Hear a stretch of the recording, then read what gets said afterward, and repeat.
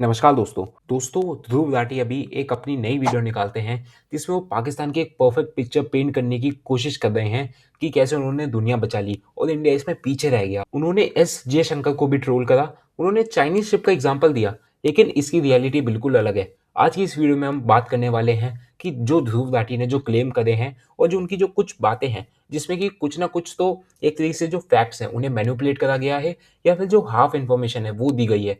तो आज की इस वीडियो में मैं पूरे फैक्ट्स के साथ और पूरे जो एक तरीके से ट्रस्टेड सोर्सेज हैं, जो न्यूज आउटलेट्स हैं, उनको कोट करके मैं आपको दिखाऊंगा कि आखिर सच्चाई क्या है। ध्रुव ने अपनी इस वीडियो में कुछ ऐसी बातें ऐसे परोसी गई हैं जिससे कि जो उनका जो नैरेटिव है, जो उनका पर्सनल नैरेटिव है, उसके हिसाब से वो बहुत ज्यादा फिट बैठे। लेकिन वीडियो को स्टार्ट करने से पहले अगर आप मेरे चैनल पे नए आए हैं तो आप मेरे चैनल को सब्सक्राइब करें। मैं आगे भी ऐसी और भी वीडियोस लाता रहूंगा। आप मेरी पिछली कुछ वीडियोस देख सकते हैं जिसमें मैंने बहुत डीप डाइव और पूरे अच्छे कंटेंट के साथ मैंने जियोपॉलिटिकल एनालिसिस कर रखा है। आप नोटिफिकेशन बेल को भी ऑन कर लें जिससे कि जब भी मेरी कोई भी वीडियोस आए तो आपको उसकी नोटिफिकेशन सबसे पहले आ जाए। तो चलिए स्टार्ट करते हैं आज की इस वीडियो को। दोस्तों, वीडियो में आगे बढ़ने से पहले मैं एक डिस्क्लेमर दे देना चाहता हूँ कि मैंने इस वीडियो में कोई भी ऐसे जो ध्रुव राठी का जो नई वीडियो आई है उसमें से कोई भी ऐसा क्लिप यूज नहीं करा है ड्यू टू कॉपीराइट इश्यूज। अगर आपको ऐसा लगता है कि मैं शायद कुछ ऐसा झूठ बोल रहा हूँ तो आप ध्रुव राठी की वीडियो जाके देखें खुद से, फिर आप खुद से सोचिएगा कि जो ध्रुव राठी ने बोला है वो सही है या फिर जो मैं आपको जो दिखा रहा हूँ वो सही है। वो फिर आपके ऊपर है कि आप किसे सही मानते हैं।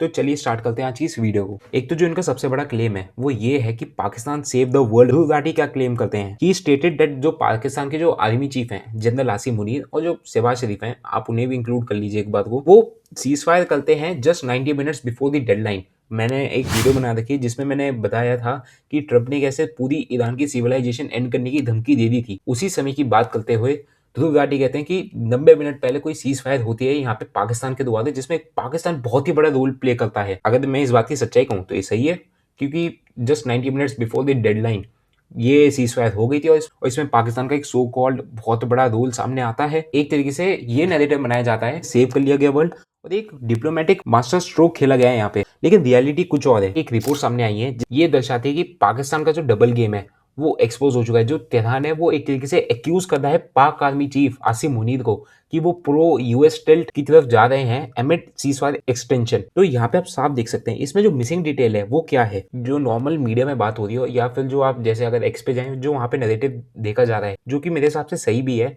कि पाकिस्तान जो एक तरीके से पपेट ही है यूएस का। अगर आप एक तरीके से किसी कंट्री को पपेट बन के और सीज फायर करवा रहे हैं तो वो सक्सेस नहीं है, पहली बात। दूसरा, ये कैटास्ट्रोफिक और डिप्लोमेटिक फेलियर है उस कंट्री का और एक तरीके से पाकिस्तान की पब्लिक ह्यूमिलेशन है। आप ये देखिए, जब वहाँ पे सीज फायर टॉक्स होनी है वहाँ पे उसके करीबन 48 घंटे पहले लॉकडाउन लगा दिया गया है। इस्लामाबाद में लॉकडाउन लगा दिया, जो उनका सेरेना होटल है उसे पूरा खाली करा दिया। और जो बेचारे सेरेना होटल वाले हैं, ये जो भिकमंगी जो सरकार है इनकी, इन्होंने तो पैसे भी नहीं दिए। तो आप इसी बात से अंदाजा लगा सकते हैं कि इसमें पाकिस्तान की कितनी बड़ी सक्सेस रही है। मेन जो पॉइंट है इस वीडियो का, अगर हम उस पे आए कि एस जयशंकर ने जो पाकिस्तान को दलाल बोला, उससे ध्रुव राठी को थोड़ा कह सकते हैं कि उन्हें अच्छा नहीं लगा। ध्रुव राठी ने मॉक करा एक तरीके से एस जयशंकर को for calling Pakistan a Dalal broker, claiming the Indian foreign minister is only interested in making red laser social media reels while missing out on the serious global meditation। यहाँ पे जनाब ध्रुव राठी का ये कहना है, डॉक्टर एस जयशंकर उनका बस रील बनाने का काम है, उनका कोई ना ऐसे डिप्लोमेसी में कुछ रोल है ना ऐसे कुछ, उनको नहीं टेंशन। ध्रुव राठी के हिसाब से हमें बीच में आके कूदना चाहिए था और हमें अपने पैर पे कुल्हाड़ी मारनी चाहिए थी। लेकिन इसकी रियलिटी क्या है, जो टर्म दलाल है वो टेक्निकली एक्यूरेट है। एक इंडियन एक्सप्रेस की रिपोर्ट सामने आई थी जिसमें यूएस हेवीली स्क्रूटिनाइज कर रहा है मुनीर के बैक चैनल लिंक्स को, while Iran feels betrayal by the brokerage. यहाँ पे आप देखिए, अभी मैंने आपको डीएनए इंडिया की एक रिपोर्ट बताई थी जिसमें ईरान एक्यूज कर रहा है आसिम मुनीर को, जो उनका सो कॉल्ड जनरल है, कि वो एक तरीके से प्रो यूएस टिल्ट रख रहा है। लेकिन अब साथ ही साथ यूएस की जो यहाँ पे इंटेलिजेंस है, एक तरीके से जो रिपोर्ट्स के थ्रू सामने आई है खबर कि वो मुनीर को बहुत ज्यादा स्क्रूटिनाइज कर रहे हैं कि वो एक तरीके से ईरान का साथ दे रहा है। हाइपोथेटिकली आप एक बार सोच के देखिए, अगर बाय चांस इंडिया इस सिचुएशन में आता है, जो भी ये जो भिकमंगा देश है पाकिस्तान ये आ रखा है, तो अगर ऐसे हमारे बारे में खबर आती तो ये कितनी बड़ी नेगेटिव इमेज हो सकती थी और भारत के लिए इसमें कितना ज्यादा फायदा हुआ है मैं भी आपको आगे चल के वीडियो में बताने वाला हूँ।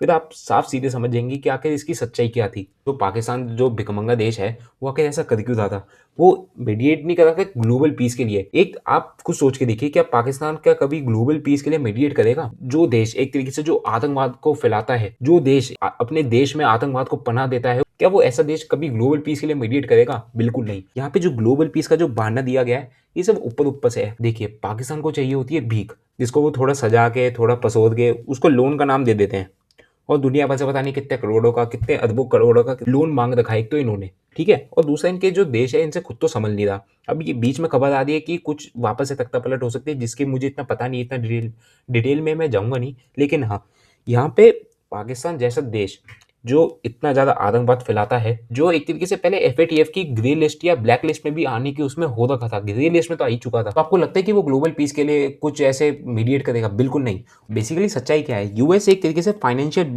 बेल आउट्स देना चाह रहा है बाय ट्रेडिंग अवे ईरान के interest. Meanwhile, India preserved its strategic autonomy, staying completely out of this messy double game. A move Dhruv misleadingly framed as a failure. यहाँ पे ध्रुव जो एक तरीके से इंडिया को जो फेलियर दिखाने की कोशिश कर रहे हैं, वो साफ साफ एक तरीके से मैनिपुलेट करने की बात है और कुछ नहीं है। क्योंकि आप देखिए, पाकिस्तान बेसिकली चलता है भीख के पैसों पे, जो कि उनको अंग्रेजी में लोन कहते हैं।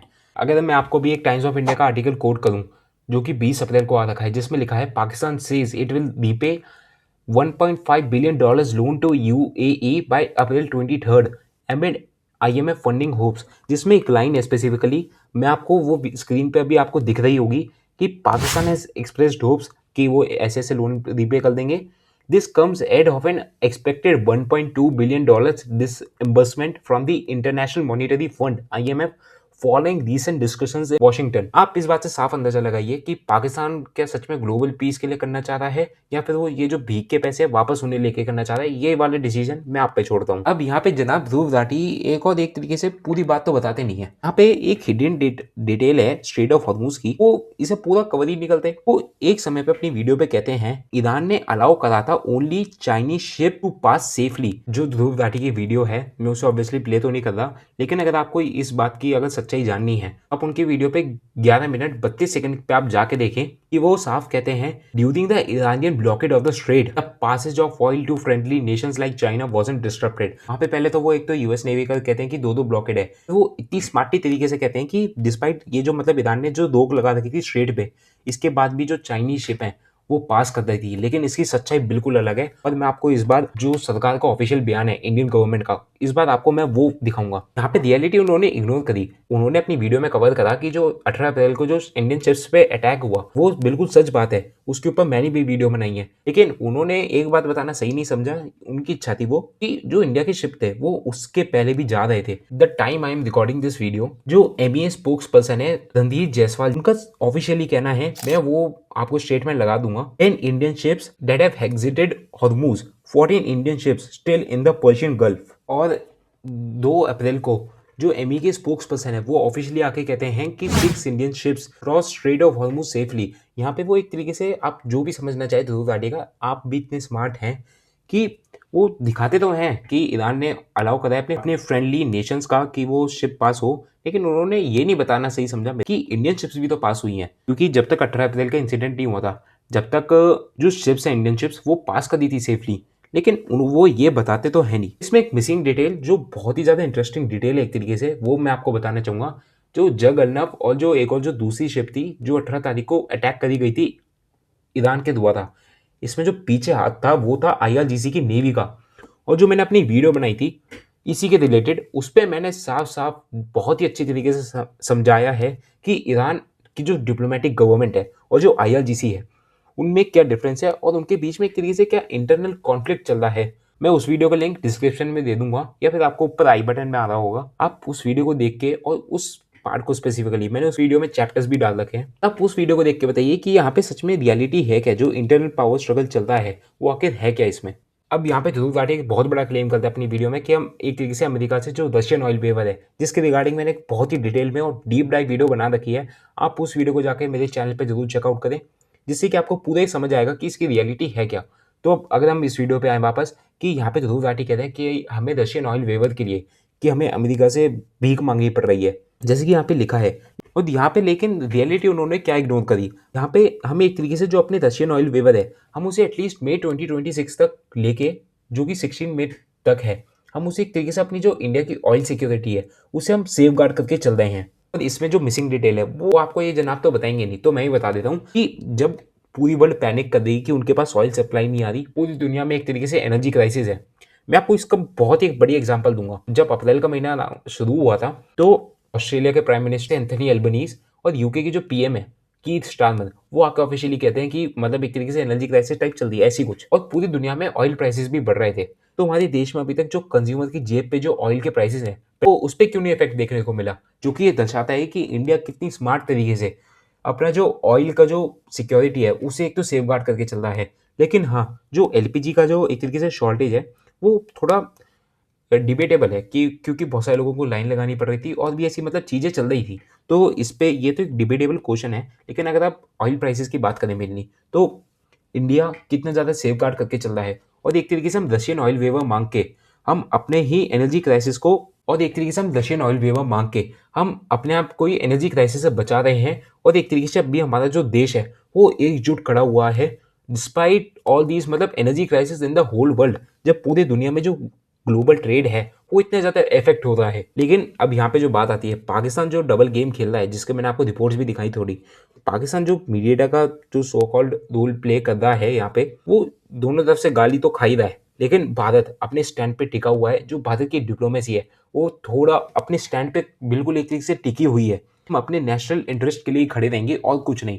यहाँ पे आपको भारत का साफ स्टैंड दिखता है कि हम यहाँ पे अपने नेशनल इंटरेस्ट को सेव गार्ड कर रहे हैं, ना कि हम इस एक तरीके से इस वॉर में दलाल बन के, जो कि ध्रुव घाटी के हिसाब से बहुत बड़ी विक्ट्री हो जाती है अगर इंडिया एक तरीके से यहाँ पे सीज फायर करवाता है इनके बीच। अगर हम इस वीडियो के कंक्लूजन पे आए तो मैंने बिल्कुल जो रिपोर्ट्स और जो फैक्ट्स हैं उसके बेसिस पे मैंने दिखाया कि कहाँ पे ध्रुव घाटी ने जो अपने जो पॉइंट्स हैं उन्हें एक तरीके से या तो मिसलीड करने की कोशिश करी, या फिर एक तरीके से मैनिपुलेट, या फिर आप कह सकते हैं थोड़ा मतलब मिसगाइड करें, या फिर थोड़ी कम इन्फॉर्मेशन दी उस टॉपिक उस चीज़ के रिगार्डिंग। मेरा इस वीडियो में पूरा मकसद ये था कि जो ध्रुव घाटी ने अपनी जो नई वीडियो निकाली है उसमें उन्होंने कौन सा आखिर ऐसे जो पॉइंट्स है जो मैंने अभी आपको दिखाए उसमें जो मतलब उनकी थोड़े उनके अंदर कुछ और सच्चाई थी वो मैंने इस वीडियो में पूरी लाने की कोशिश करी है। आई होप आपको ये वीडियो अच्छी लगी होगी। इस वीडियो का मकसद मेरा ध्रुव घाटी की तरफ कुछ ऐसे हेट एक्सेजरेट करना नहीं था। और अगर आपको मेरे थोड़ा मतलब ओपिनियन से अगर आप थोड़ा मेरे सहमति नहीं रखते और आपको जिसकी वीडियो पे विश्वास करना है वो आपके ऊपर है। यहाँ पे जो रिपोर्ट्स और जो बेसिकली जो फैक्चुअल थिंग है मैं उसके बेसिस पे ये पूरा जो पॉइंट्स है ये लेके आ रहा हूँ। और जो एक तरीके से जो जियोपॉलिटिक्स समझते हैं थोड़ी वो समझ जाएंगे कि आखिर में क्या बात करना चाह रहा हूँ बेसिकली। आई होप आपको ये वीडियो अच्छी लगी होगी। अगर आपको ये वीडियो अच्छी लगी हो तो मेरे चैनल को ज़रूर सब्सक्राइब करें। आगे भी ऐसी और भी वीडियोस लाता रहूँगा। ये वीडियो को लाइक करें, चैनल को सब्सक्राइब करें और अपने दोस्तों के साथ भी शेयर करें। जय हिंद।